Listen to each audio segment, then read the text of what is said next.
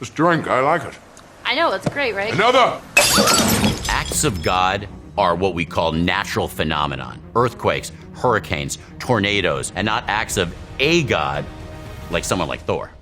My name is Stacey Giulianti. I'm an insurance attorney. I've been in the insurance field for 30 years. Today we'll be looking at insurance cases in both superhero movies and television shows. This scene is from Man of Steel.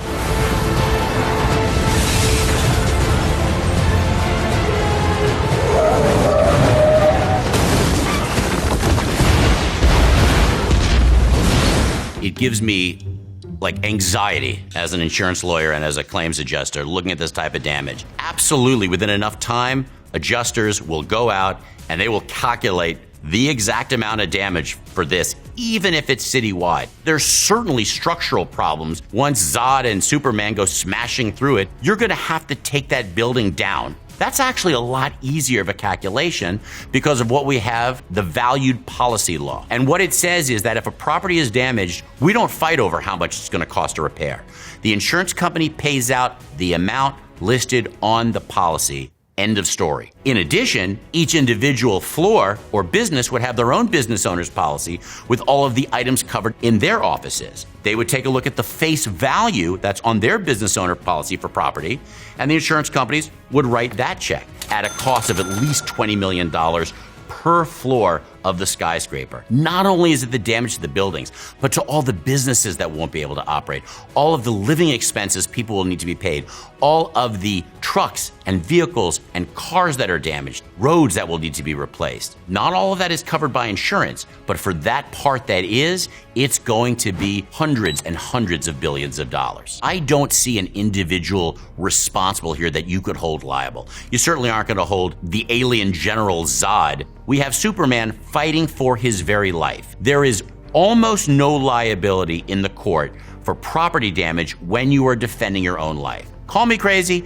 but I think if someone's trying to terraform your planet, you got a right to kick their butt. If this is an act of terrorism, then it would typically be covered by the insurance companies, and it's called the Terrorism Risk Insurance Act. Now, prior to 9/11, insurance policies didn't exclude terrorism. They require insurance companies to insure terrorist acts, but after a certain limit, the federal government will put its money up to a certain limit to pay for damages caused from terrorist acts. Now, terrorist acts must be certified by the federal government as an act of terrorism. You can't go to court and say, well, this was an act of terrorism. One of the big exclusions in virtually all insurance policies is what we call acts of war. If someone is trying to take over your country, you could argue that that's an act of war and property insurance is excluded. It's not covered. The reason acts of war are excluded is because it's so much damage. It's too much for us to handle. General Zod is trying to terraform the earth. To me, that's an act of war, and there won't be any money coming from the insurance companies. This clip is from The Batman.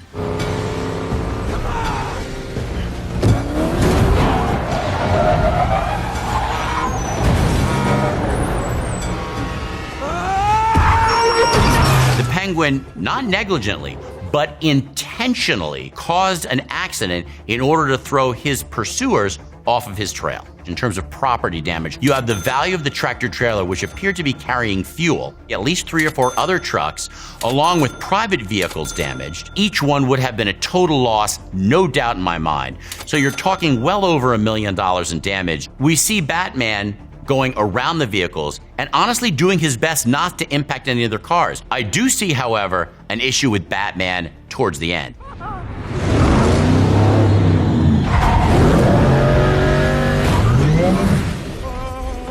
That's not an act of negligence. That's an act of recklessness. And recklessness is something that the Batman would actually be liable for. This might be controversial, but I'm gonna say it. Batman is a cop. Batman is called in by the bat signal in order to catch a fugitive or to stop a crime or solve a crime. That is something the government does. If you're acting on behalf of the state, you can't do what the government can't do. You can't search somebody without a warrant. You can't shake them until they give you a confession in violation of the Fifth Amendment of the United States Constitution just because you're a private person. On the one hand, he has qualified immunity. He's protected from regular negligence. If he causes some damage and he's not being reckless, he is protected the same way as a regular police officer would be. But if he goes out of his way to be reckless, when he smashes the Penguin's car, he would be liable for that because no one, including the police, would be protected from a reckless act like that. This scene is from Spider-Man Homecoming. Told you it was worth it. Okay, go, go, go. Oh, nice. What's up, guys? You forget your PIN number? 4 hole. Now, you got to be careful in terms of the legal issues here. He's not trying to save life, he's trying to save property. And that's a big legal distinction that we make. The Good Samaritan rule says if you're going to save somebody, especially someone's life, and you cause damage, say you're rescuing someone from drowning and you break their arm, you're not liable for breaking their arm because you saved their life. He's not saving any lives, he's merely trying to protect property.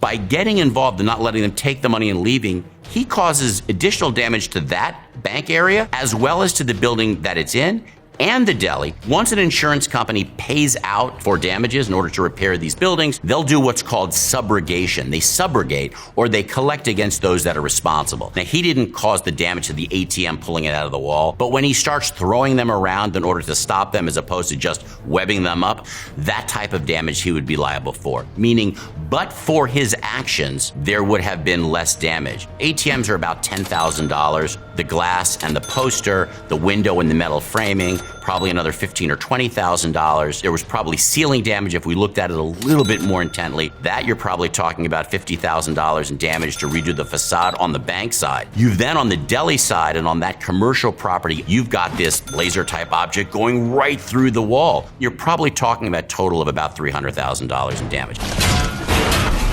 Oh, come on. Now, more interesting is the deli and the building across the street. The deli would have what's called the BOP, the Business Owner's Policy. Part of that coverage, which you can also purchase, is called business interruption coverage. Any of the losses that you sustain from not being in business. If that store was making $20,000 a month, the insurance company would pay them $20,000 a month until they were back on their feet. And so then the question arises, is he liable for his actions? And the answer generally in the law is yes. So in this case, Spider-Man would be held by virtually all courts liable for any damage or additional damage that he caused.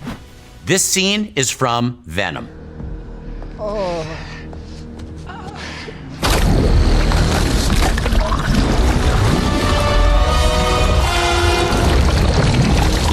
So many snacks, so little time.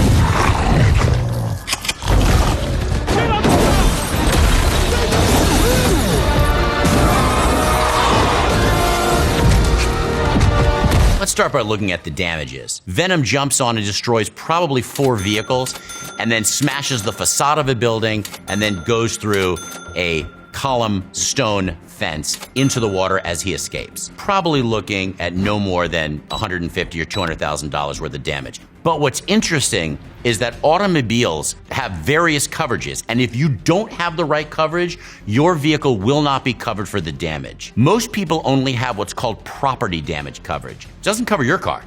It covers the car that you hit. So if you only have property damage coverage and you get into some kind of accident or damage, your vehicle doesn't get paid for by the insurance company. The other 2 policies are called comprehensive and collision. Collision is when a vehicle hits another vehicle or a stationary object. The insurance company will pay at that time for the damage to the vehicle. Comprehensive is everything else. A fire, a tree falling on top of it, even an animal striking the vehicle. And in this case, Venom, almost like an animal, an alien symbiote, smashes into your vehicle. So for those people, if they don't have what's called comprehensive insurance, the insurance company will not be writing a check to those people.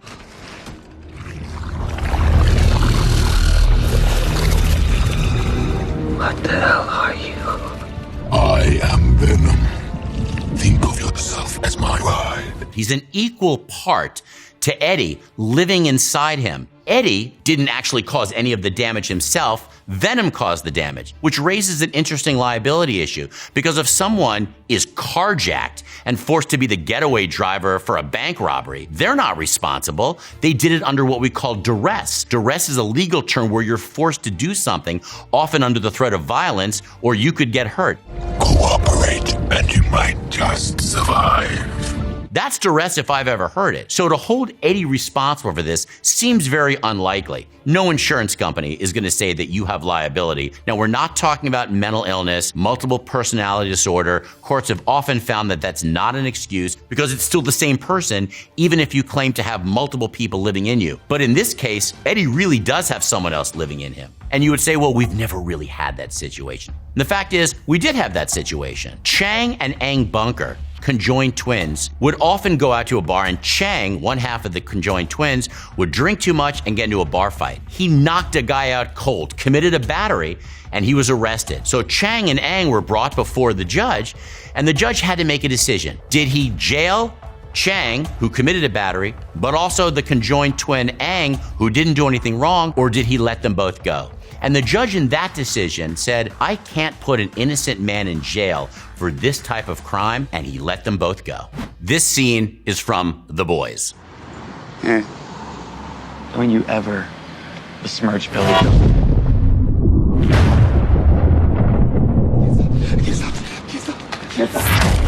Superheroes, absolutely, if they exist, are going to make mistakes. How does the law hold these superheroes accountable or not accountable for their actions? In some instances, you would think that the law would say they're helping, they're doing more good than bad, and therefore we're not going to hold them liable. And we have that in some instances, right? Qualified immunity protects police officers, or in this case, superheroes, if they're acting in the course and scope of their duties. It's qualified by certain rules.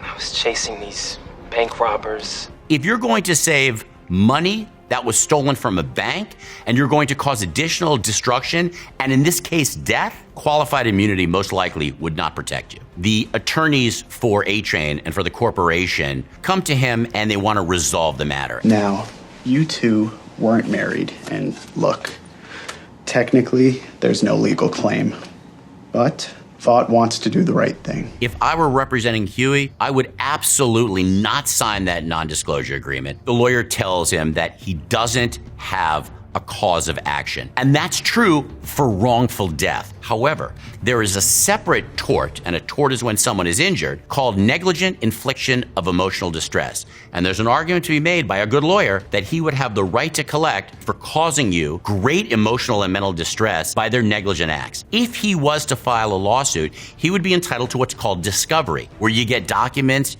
and deposition testimony from people at the company and the superheroes in order to get evidence for your liability case. That may be where he can dig up more dirty laundry. He could take that information and put it out to the world. Robin!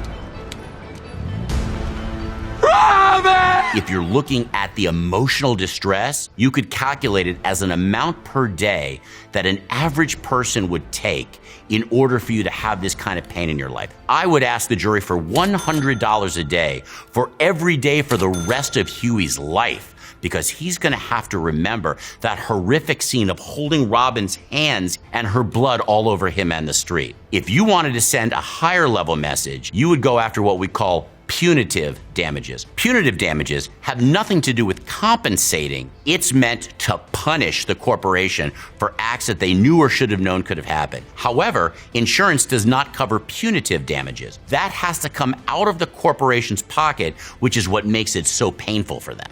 Let's assume a company like this is bringing in $60 billion a year in revenue. It would be very easy to ask the jury for 1% of that, which would be $600 million. You could ask for 10% and go for $6 billion if you wanted to. No company wants to pay 1%, or certainly not 10% of their income for one case. This scene is from Avengers: Infinity War.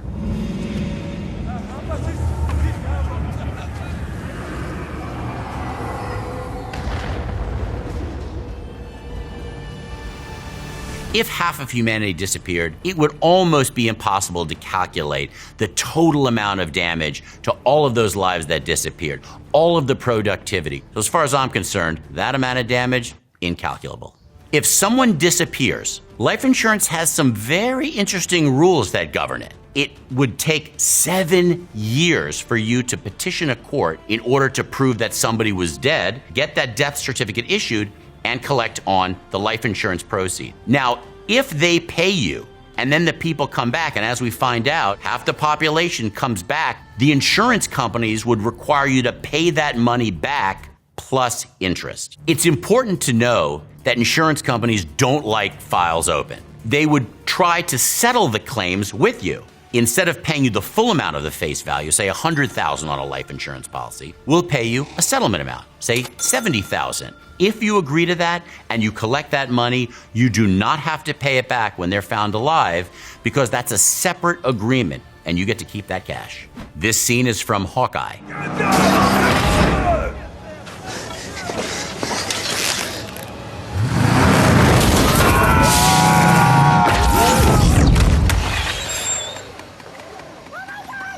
There's no doubt that the moving van has lost its value as a moving van and is therefore a total loss. What are you gonna do? Use that moving van now? You're gonna move, what, dollhouse items back and forth? Of course not. However, here's the problem. This van belongs to the bad guys. And if a vehicle is being used in any criminal activity like that by either the owner or a permitted driver, insurance will not cover it. Criminal activity is an exclusion in every policy. If superheroes suddenly popped up, the insurance world would have to change dramatically. It would require the industry to take a look at all of their policies and start looking at new perils, lasers, aliens, supervillains, all of those things that don't exist now. We'd have to take a look at it, find out how to cover those, how to exclude those if necessary, and more importantly, how to charge for that risk. Insurance provides peace of mind, and if the worst should happen, they're there to provide the money to put you back in the place you were before that incident.